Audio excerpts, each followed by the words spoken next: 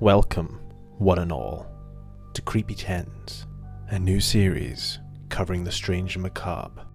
In this episode, we will be delving into 10 notable cryptids originating from the British Isles.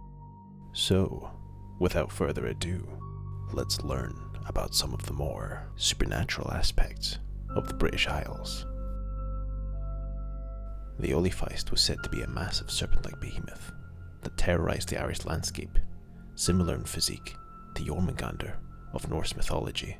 The name of this creature is derived from the Irish ol for great and peist, meaning beast or monster. One source claims that the Olifeist's terror was not only owed to its size, but also to its intelligence and cunning. According to a more colourful retelling of the story of St. Patrick, this beast was among the many he was planning to banish from the island. The Olifeist, however, caught wind of this and left for safer shores beforehand. Apparently, on its departure, it came upon a drunken piper and swallowed him whole. The piper, ignorant to his predicament, continued playing his music, and the Olifeist was eventually so sick of the sound, it spat the man out. Some also say that the trail the Olifeist left on its departure was so violent and huge, it dug through the land and created what we now recognize as the River Shannon. Regarded by some to be the Irish Bigfoot, this creature's home would be found in Ireland's forests, namely Ballybully and Slievenora. The Gruagach is said to be a large bipedal creature. Reports of this cryptid vary, with some claiming it to resemble an ape and others likening it to a werewolf. Some have even dubbed this creature the Tipperary Wolfman. Contrasting sources say that this beast's features resemble something closer to a human than any other cryptid before it. Could it be there is some sort of missing link in Ireland? Perhaps it is adapted to mimicking humans in an attempt to lure people into isolation for easy prey. Sightings of the Gruagach span over the island of Ireland, from forests in County Antrim to the outskirts in towns in County Wicklow. Reports of this creature date back decades. However, people to this day claim to have spotted it, with sightings as recent as 2018. As vague and two-dimensional as this evidence is, there is clearly something that drives people's belief in the existence of the Gruagach. A shape-shifting water spirit, the Kelpie is said to take the appearance of a great black stallion, though legend has it can take human form too. The legend of the Kelpie is strongly tied to bodies of water, as a common theme in the tale describes a horse standing peacefully next to a lake. The horse is so great in size and figure, people wish to break it and bring it home. Unlike a wild horse, the Kelpie will stand perfectly still while being mounted. As the rider tries to get the creature to move, they find themselves stuck, unable to jump off. Some say that if the rider tries to use their hands to push themselves off, the hands also become stuck and slowly become engulfed by a black ooze that further concretes their misfortune. The Kelpie, knowing that it has snared a victim, begins to walk towards the body of water it was next to, never breaking stride. Soon, the creature and its victim are fully submerged, with the victim never resurfacing. Other accounts of this cryptid state that it can take the appearance of a woman, tempting people to the edge of the water, only to be dragged in, similar to the Greek sirens that the Argonauts encountered.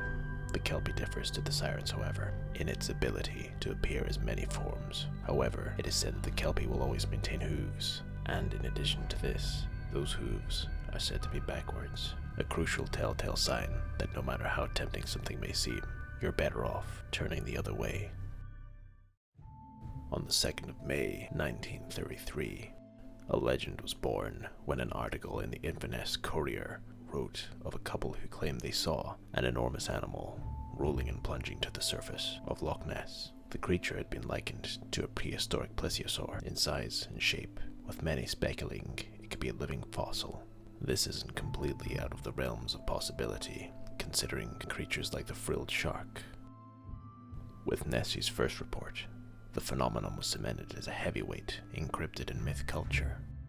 The pursuit of this monster has gone so far as several British universities launching sonar expeditions into Loch Ness in the 1960s. with no physical evidence since its first reporting in 1933 and the famous foe of the alleged creature in 1934. Prospects of Nessie being real are debunked again and again, especially with the fact that the iconic foe associated with Nessie turned out to be a hoax. Speculation is always fascinating, but if there is one undeniable truth, it's that the influence of this legend has been a worldwide affair and is showing no signs of slowing down. Said to be the UK Mothman, this creature has allegedly been terrorizing locals since the early 1920s. Known as the Owlman of Mon and Smith, it originates in Cornish folklore. The most sensationalized sighting of this creature was in April of 1976, when two girls, on holiday with their family, spotted a terrifying birdman perched atop the church of Mon and Smith. Reports have claimed that this creature has red glowing eyes, similar to America's Mothman. However, there was a lot of speculation and room for tall tales at this time, with all reports of the Owlman leading back to one Tony Shields, a paranormal researcher and magician. Following ridicule from the locals, Tony left for Ireland in the 1970s. However, to this day, people still claim to hear unnaturally loud owl sounds, hissing in the trees, and the flapping of massive wings in the dead of night. So, does the story begin and end with one man, or is there more to this tale than just a hoax? Similar to Nessie, Teggy was also likened to a prehistoric animal. Sightings of Teggy were also first reported in the 1920s, when two locals spotted a 30-foot-long neck craning out of Bala Lake before submerging once more. In the 1990s, a Japanese film crew, kitted with sophisticated diving gear, scoured Bala Lake in the hopes of finding some living legend, or at least even remains of such a beast. Unfortunately, nothing concrete was found, and so to this day, Teggy's legacy remains more myth than fiction. The Black Shuck is said to be a ghostly black dog roaming the coasts and countryside of England. To some, this black dog with red eyes is an omen of death. An account of this beast from the 1850s by a Reverend E.S. Taylor describes Shuck the Dog Fiend. This phantom I have heard many persons in East Norfolk and even Cambridgeshire describe as having seen as a black shaggy dog with fiery eyes and of immense size, and who visits churchyards at midnight. However, the legacy of the Black Shuck predates even the 19th century, with legends spanning back to 1577, when the Hellhound allegedly killed two people kneeling in prayer.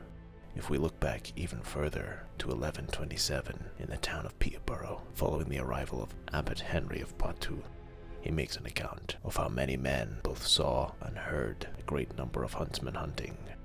The huntsmen were black, huge and hideous, and rode on black horses and on black he-goats, and their hounds were jet black, with eyes like saucers, and horrible. This was seen in the very deer park of the town of Peterborough, and in all the woods that stretched from the same town to Stamford. And in the night, the monks heard them sounding and winding their horns. All these accounts beg the question, what is the Black Shuck? Was it, as some say, an omen of death, perhaps a harbinger for the sinister huntsman that Abbot Henry of Poitou mentions? Whatever this beast is, its influence throughout England's history is undeniable. Said to be a bloodthirsty, vicious creature that lives deep in lakes or swampland, the Duarcoo is known for its speed, aggression, and penchant for hunting humans. The legend says that if the Duarcoo is killed, it will release a high-pitched whistle before the killing blow to warn its mate, who will then seek and avenge it. The Duarcoo has apparently been spotted as recently as 2000, when Irish artist Sean Corcoran and his wife claimed to see the beast swim the width of lake from west to east in what seemed like a matter of seconds, before it leapt onto a huge boulder and let out a most haunting screech. Sightings substantiate any hysteria over cryptids. However, for the Duarcoo, its legacy was cemented in 1722, when it was said to have killed Grace Connolly. Her husband found the body next to the beast before exacting revenge, only for the beast to emit that high-pitched whistle and summon its mate. Grace's husband then fled on horseback from the second beast, until eventually confronting the creature, which was eventually slain. To this day, Grace Connolly's grave sits close to Glendale Lake in County Leitrim. where you can see the carving of a hound-like creature with a hand thrusting a dagger into its neck, depicting the battle. A more modern story here, with sightings beginning in the 1970s. The Beast of Dartmoor was said to be a large feral cat-like creature which roamed the English countryside. This story surprisingly seems to be more rude in reality, as the Beast of Dartmoor was apparently a pack of 3 beasts. These 3 animals actually appeared to be pumas, which were attractions of a zoo owned by one Mary Chipperfield, a well-known animal trainer. The story goes that Mary's zoo in Plymouth was shutting down, and she sent her animals to a nearby zoo. A problem soon emerged, when a consignment of 5 pumas was recorded leaving Mary's zoo, and when they arrived at their new home, only 2 were there, along with 5 tags for the pumas. Mary claims to have broken down on her way to the new zoo and lost 3 of the pumas. However, the more likely story is she released her favorites into the wild to thrive in the ecosystem. One more fact to back up the credibility of this story is that releasing exotic animals into the wild wasn't a crime in the UK until 1981. I know this entry hasn't turned out to be a cryptid, but I ask you, what is a more terrifying aspect? To walk in nature with the prospect of coming upon a supernatural entity, or the very real possibility of that same walk with a pack of apex predators stalking your every move? Another native of Dartmoor, the curry is a more unconventional addition to this list. It teeters on the edge of reality and only makes itself known to its victims. Imagine yourself wandering through a wooded path. Perhaps you come upon an unmarked grave. It's shallow, makeshift, and relatively fresh. If you knew better, you would give it a wide berth to eliminate any chances. However, if you are extremely unfortunate and walk over the grave, you'll find yourself the next victim of the curry.